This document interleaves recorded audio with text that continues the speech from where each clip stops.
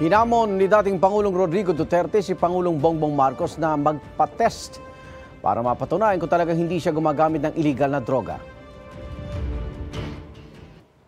Sit in the Luneta Park, magpakuha siya ng dugo doon, independent entity o doktor, magpakuha rin ako, o sige, pati ako, pakuha siya ng blood test.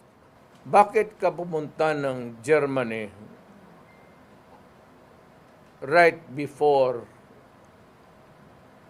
the campaign sa presidency? Bakit ka nagpag-rehabilitate doon? Sabi pa ni Duterte, mayroong miyembro ng gabinete na kasama rin umano ng Pangulo na gumagamit ng cocaine. Iginit din niya na nasa watchlist ng Philippine Drug Enforcement Agency ang Pangulo. Hanapin daw niya ang dokumento at isa sa publiko.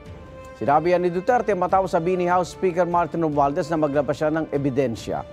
Sinusubukan ng GMA Integrated News sa makuha ang reaksyon ni Pangulong Marcos sa bagong pahayag na yan ni Duterte.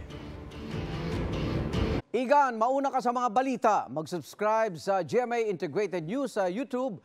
Sa mga kapuso abroad, subaybayan nyo kami sa GMA Pinoy TV at sa www.gmanews.tv.